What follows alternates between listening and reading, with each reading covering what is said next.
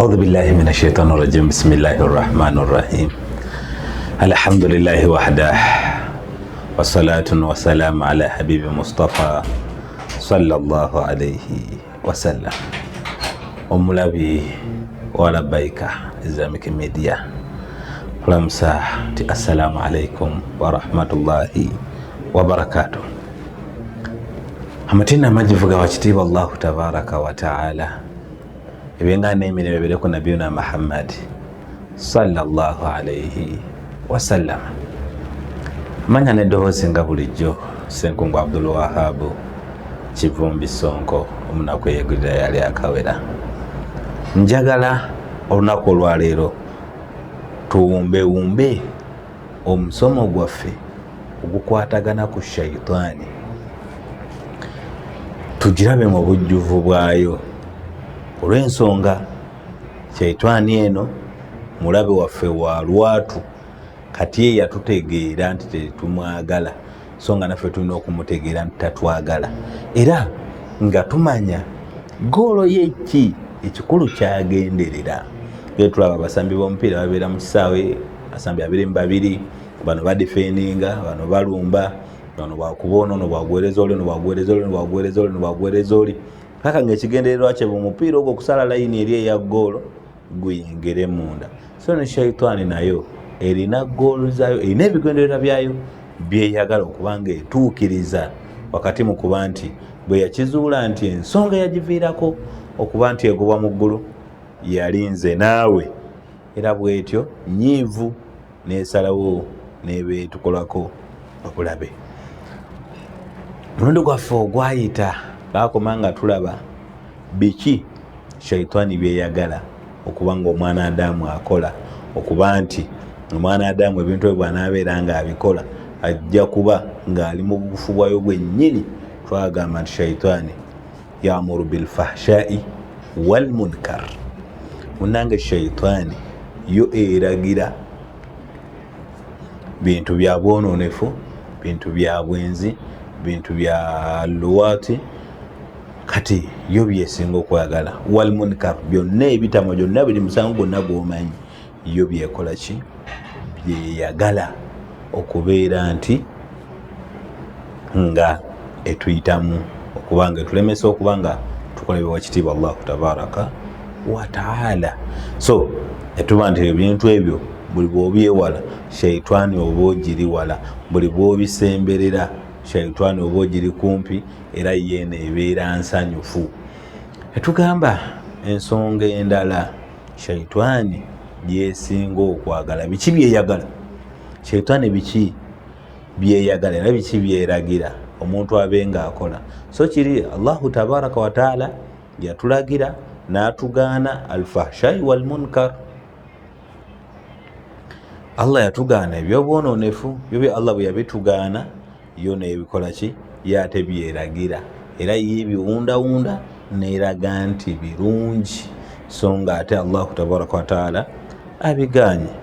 Ate bwetu shaitani Allahu tabaraka wa ta'ala bikyalagira yatebeera biddu yakyo, kyagaana yo kyeragira. So nabwe kityo tulina okugyegendereza, kitegeeza mu kugyegendereza tulina okugoberera amateeka g'ekitiibwa Allahu tabaraka wa ta'ala. Bwetu shaitani munnange ekirala kyeyagala, eyagala nnyo omuntu omukodo, era shaitani lwaki enyumirwa nnyo omuntu omukodo? Omuntu yenna buli bw'aba agenda okugaba, shaitani emugamba ogenda kwavuwala. Ashaitani yaidukum alfaqr,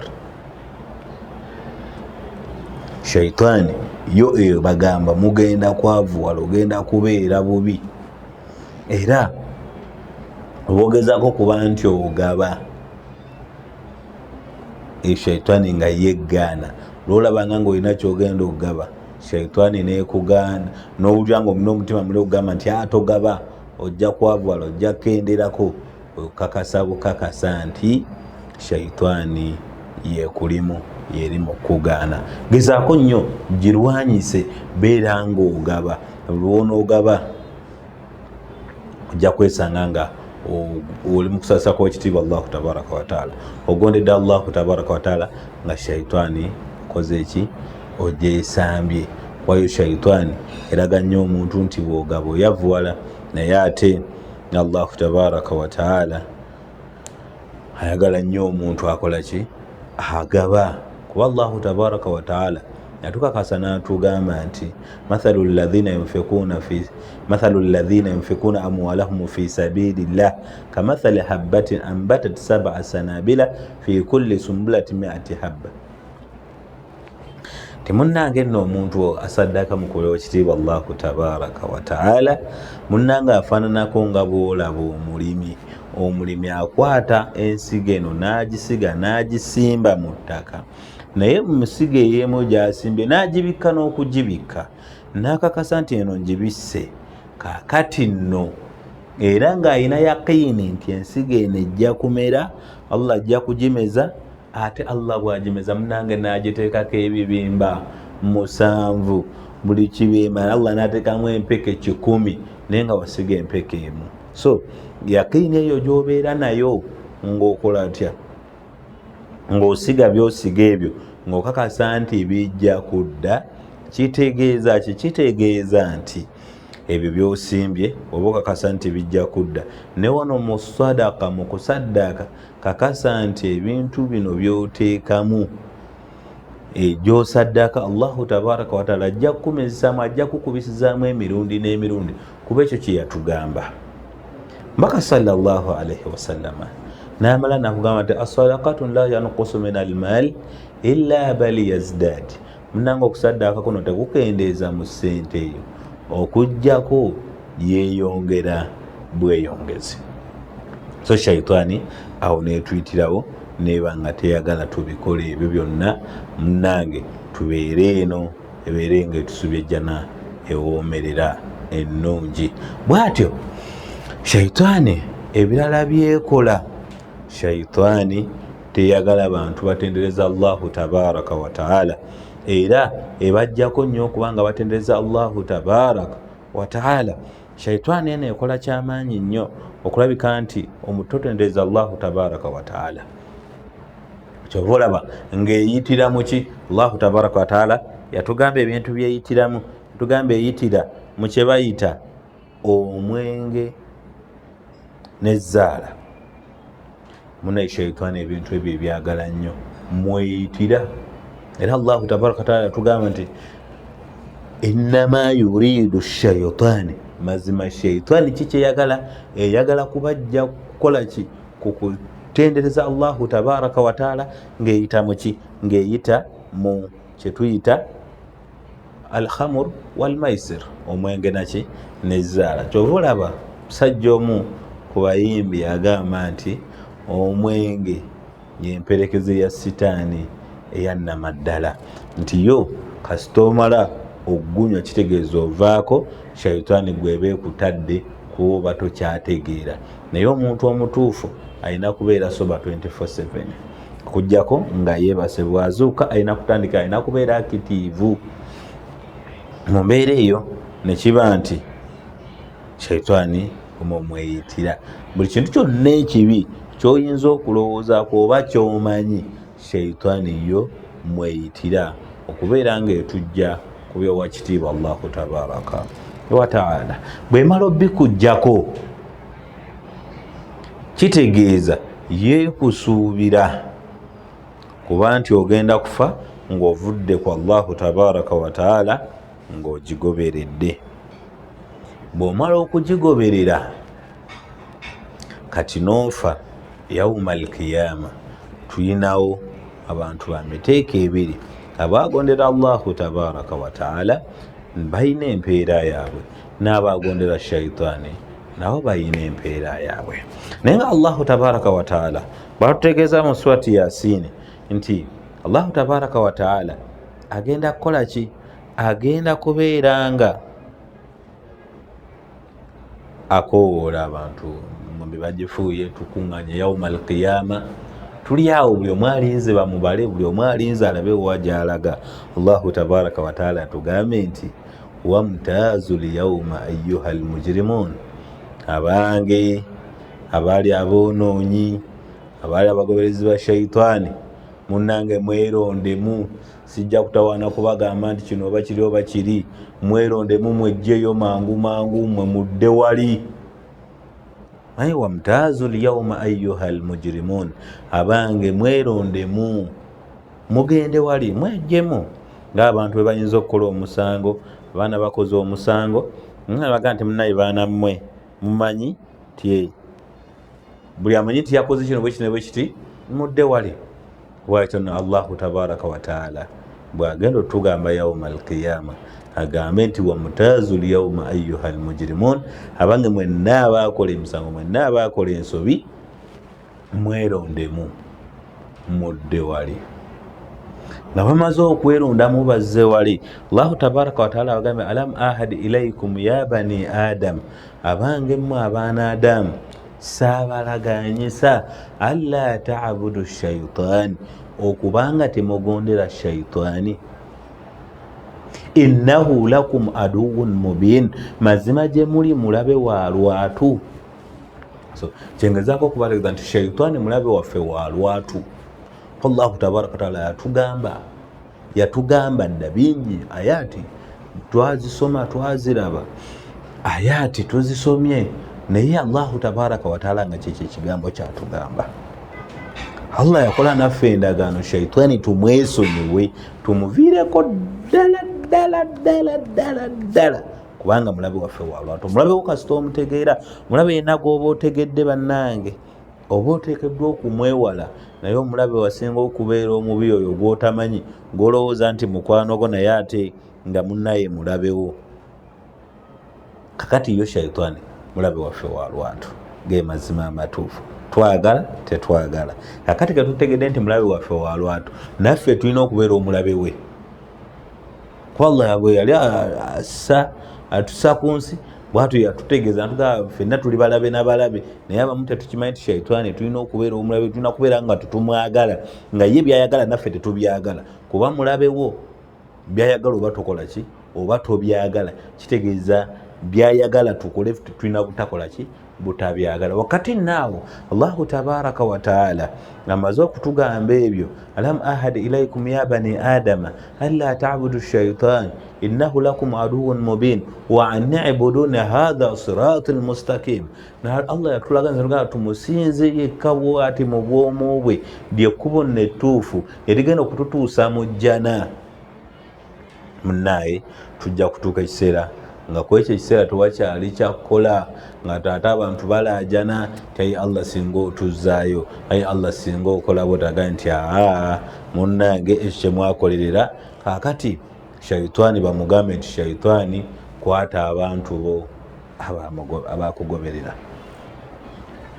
Munnange no shaitaani okumuwa abantu abamugoberera, naye njagala tusembye ebigambo bya shaitaani bino byegenda okwogera yauma alqiyama, khutuba yayo gyegenda okuwa yauma alqiyama, khutuba eno nga yegenda okusembayo ku bantu abagenda okuba nga bagenda mu muliro. Ebigambo bya shaitaani byegenda okusembayo okwogera n'abantu abagenda okugenda mu muliro, nti wano buli omu shaitaani bw'eba ejja okukema ekugamba ebigambo bya njawulo, ekuyita mu field yennyini gy'olimu, obanga olina woofiisi gy'olimu, egamba munnange woofiisi eno gikozese nno. Ng'oba oddawo musimanya mbu mukama wo tomubba, wandibadde gwe weekubira enjawulo, encabbiri ajja kukugoba. Bwetyo bw'eba ekugamba ebigambo, bwetyo bwe bikugamba. N'omulala neemugamba byemugamba okusinziira mu field gy'alimu. Kati bwebanga buli omu yina mu field mwemuyitira, naye wali egenda kukozesa ebigambo alfaazi zonna nga zibuna, nga zaawukana ku bigambo bino, ebifaananyi byonna byeyatusiigiranga byonna nga byawukana. Allahu tabaraka wa taala bwe yali atutegeeza ku bigambo byayo, yatugamba nti waqaala shaitaani lamma qudiya al-amr mu surati Ibrahim. Allah atugamba yakozesa kalima nti waqaala, akozesa fi'lu maadi, kikola nga yagamba shaitaani, ate ng'ekiragiro kimaze okusalibwawo. Tutegeeramu ki?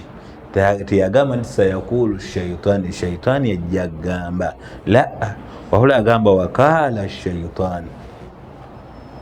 kitegeeza bino ebigambo byayo yabiteekateeka dda weebiri olunaku lwe bagigoba nega nja kgenda nja babuzabuza era bonna benaaba nfunyeeyo bino byebigambo byenja okubagamba era ebigambo byayo yabisengeka dda yakola dda enteekateeka yaayo kuba yakikakasizaawo ti inna waada llahi haqqun mazima endagano ya allah ya mazima yagiga nti gwe munawe oli wammuliro nemanya kati nze ndi wammuliro naye sijja genda bwomu naye benaaba ngenze nabo bino ebigambo byenja okwogera kitegeeza yabiteekateeka dda yabyogera dda shaitaani ebigambo byayo kati gwe kiri gyoli okuba nti ogenda kugigondera oba togenda gigondera bona oba togenda gigondera ojja kuba owonya ebigambo bino byogenda okuwulira shaitaani byejja okwogera yauma alqiyama shaitaani egenda kwogera ebigambo bino wammanga egenda kugamba nti allah nga bwe yatugamba nti waqala shaitaani lamma qudiya al amur shaitaani ebigambo bino byeyateekateeka okubeera ngaekugamba wenna naaba agigondedde ejja kugamba ebigambo bino nti mazima allahu tabaraka wataala yakulaganyisa endagaano ey'amazima eri gye tulebe mu suratu yasin allah gyatugambye nti alam ahadi ilaikum ya bani adam alla tabudu shaitan innahu lakum aduwun mubin ti mazima allah yabalaganyisa endagaano ey'amazima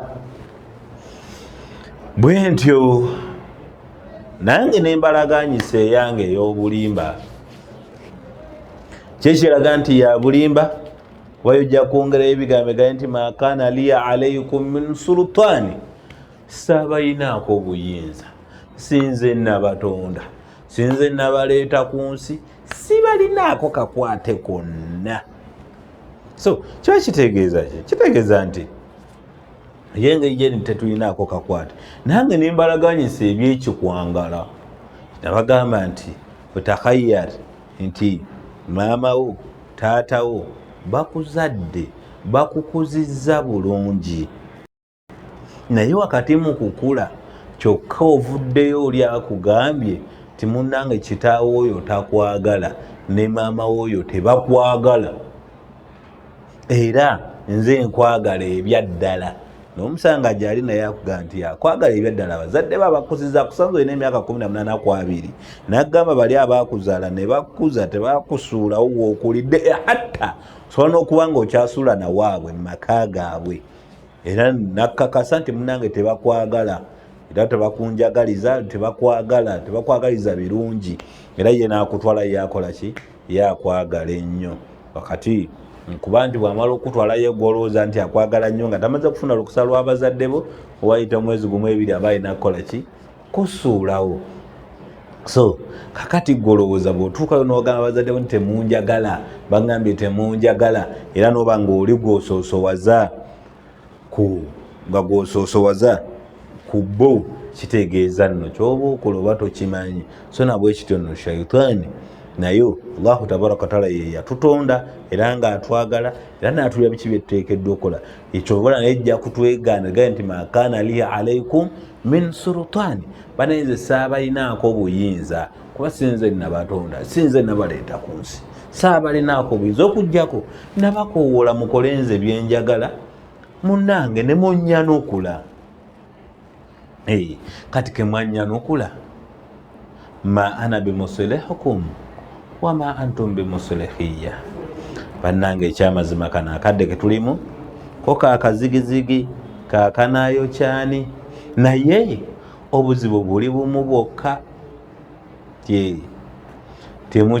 sikyalina kyenyinza kubagasa nammwe temukyalina kyemuyinza kungasa